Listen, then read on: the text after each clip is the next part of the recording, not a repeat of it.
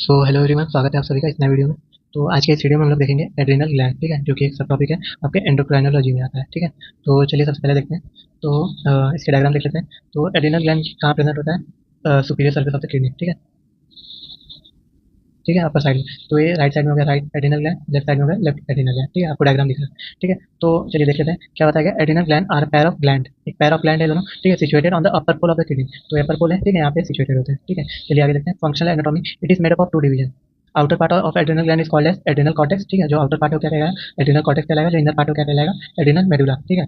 तो चलिए देखते हैं एड्रिनल, सबसे पहले adrenal cortex. It is divided into three level which secret three group of hormone, ठीक है। तो ये क्या है, थ्री लेयर में डिवाइड होता है, और ये तीन लेयर क्या कहते हैं, थ्री ग्रुप ऑफ हार्मोन को सीक्रेट करते हैं। सबसे पहला लेयर क्या है, जोना ग्लोमेरुलसा, ठीक है, इट सीक्रेट मिनरल कॉर्टिकॉइड, ठीक है। नेक्स्ट है आपका zona fasciculata, it secrete glucocorticoid, ठीक है। नेक्स्ट अपना zona reticularis, it secrete sex steroid, ठीक है। तो चलिए सबसे पहले देखते हैं mineralocorticoid. Aldosterone and deoxycorticosterone is the most important mineralocorticoid, ठीक है। It acts on the P cell of the DCT, distal convoluted tubule and CT collecting tubules, thereby helping in reabsorption of sodium ion and water in exchange for potassium ion, ठीक है। तो ये क्या act करता है, it act on the P cell, ठीक है, P cell of the DCT, distal convoluted tubule and collecting duct, thereby helping reabsorption of sodium ion and water in exchange of potassium ion. It decreases the excretion of sodium in the sweat and increases the excretion of potassium and bicarbonate, SCO3 minus, ठीक है। This help in maintaining the electrolyte balance in the body, ठीक है। इसके लिए क्या होता है, electrolyte का बैलेंस होता है। It helps in regulation of the blood pressure through the influence of rennin angiotensin mechanism, ठीक है। तो ये क्या करता है, ब्लड प्रेशर को भी रेगुलेट करता है, ठीक है, through renin angiotensin mechanism. H plus excretion, aldosterone help in excretion of H plus ion in exchange for reabsorption of K plus ion in collecting tubule. तो ये क्या करता है, जो एच प्लस आयन है, ठीक है, उनको एक्सक्रीशन में भी हेल्प करता है। नेक्स्ट क्या है, regulation of aldosterone secretion. The secretion of aldosterone is regulated by the secretion of angiotensin 2 in the renin angiotensin mechanism, ठीक है। नेक्स्ट देख लेते हैं आपका क्या hormone, glucocorticoid. Cortisol is important glucocorticoid, ठीक है। Corticosterone and cortisone are the other important glucocorticoid, ठीक है। क्या होता है, cortisol has a hyperglycaemic effect over the body. Cortisol का क्या इफेक्ट है, hyperglycaemic. It decreases peripheral utilisation of glucose through its anti insulin effect, ठीक है।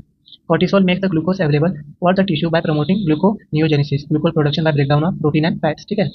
नेक्स्ट आपका बताया cortisol increases synthesis of glycogen and its deposition in liver, ठीक है। cortisol causes redistribution of fats by causing lipolysis at first followed by deposition of lipid, ठीक है। cortisol increases appetite and food intake, helps in excretion of water thereby maintaining the water balance, ठीक है। increases GFR by increasing glomerular blood flow and causes excretion of water, ठीक है। glucocorticoids have anti-inflammatory and anti-allergic effect over the body, ठीक है। cortisol has anti-allergic effect by preventing the histamine release and preventing the growth of mast cells, ठीक है। cortisol is known to increase the secretion from parietal cells of the stomach of pepsin and HCl, ठीक है। Next आपका action over CVS, ठीक है, cardiovascular system. cortisol is responsible for maintenance of vascular reactivity. It increases responsiveness of arteriole to catecholamine and angiotensin 2 and decreases release of vasodilator like prostaglandin. Cortisol promotes bone reabsorption and might causes reduced bone mass in its hypersecretion, ठीक है। Next आपका action over gastric intestinal tract. cortisol promotes HCl secretion from stomach and increases the calcium absorption from intestine. Next आपका role of cortisol in stress. cortisol plays a protective role in condition of stress. Stress causes secretion of CRH, corticotropin releasing hormone, from hypothalamus and ACTH, adrenocorticotropic hormones from anterior pituitary. Cortisol causes radiability of glucose through its hyperglycemic effect. Next आपका बताता है क्या, cortisol makes radiability of free fatty acid as a source of energy production. Cortisol maintains vascular reactivity in stress and hence prevents shock in case of stress. Cortisol prevents the release of histamine and formation of mast cell in stressful situation. This reduces allergy enzymes, allergy reaction, and aid the body physiology in channelizing itself to counter the stressful situation. Next आपका है sex steroid. Adrenal cortex produces androgen, mainly dehydro epiandrosterone, ठीक है, and androstenedione that helps in production of function in males. These hormones increases protein synthesis, facilitate growth, and causes masculinizing effect in males. In both males and females, it helps in muscle growth and repair. Small amount of estrogen and progesterone are also produced in the adrenal cortex. In fetal life too, adrenal act as a main precursor for production of estrogen by placenta, ठीक है। Next आपका क्या applied physiology है। hypersecretion of glucocorticoid will lead to the condition called as Cushing's syndrome. It is characterized by centripetal obesity, moon faces, skin thinning with striae, excess sodium retention and potassium excretion, hirsutism, menstrual irregularity, osteoporosis, delayed wound healing, and reproductive dysfunction.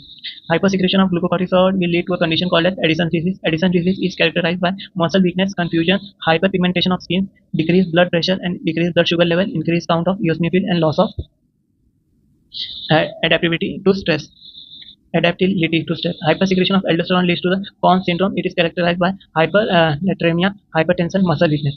Hypersecretion of adrenal steroid leads to an adrenogenital syndrome characterized by masculinization features in females and precocious pseudo puberty in young males. ठीक है, next आपका लिख लेते हैं adrenal medulla के बारे में. ठीक है, second part, it is the inner core of the adrenal gland. It is composed of cells called as pheochrome cells और chromaffin cells. It is functionally a part of sympathetic nervous system. These cells secrete hormones upon sympathetic stimulation.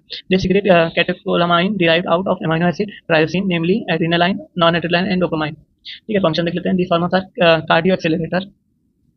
They also increases the basal metabolic rate, respiratory rate, and blood pressure and blood sugar level. Catecholamine, ठीक है, catecholamine causes glycogenolysis, stimulates gluconeogenesis, and causes thermogenesis in the body. Catecholamine causes inhibition of motility and secretion of GIT. ठीक है, they cause dilation of pupil and increase vision during alertness. Catecholamine causes vasodilation, increase physical and mental alertness, and initiate fight-flight response. ठीक है, applied aspect इसका देख लेते हैं. Hypersecretion of adrenaline and noradrenaline occurs in tumors of adrenal medulla called as pseudochromatoma. ठीक है, it is characterized by hypertension, increased blood sugar level, anxiety, and muscular weakness. ठीक है, तो इस तरीके से हम लोग ने एड्रेनल ग्लैंड देख लिया. ठीक है, एंडोक्राइनोलॉजी में. ठीक है, तो इसके जो भी सिक्रेशन है. ठीक है, तो चलिए आज की वीडियो के लिए बस इतना ही. मिलते हैं आपसे नए वीडियो में.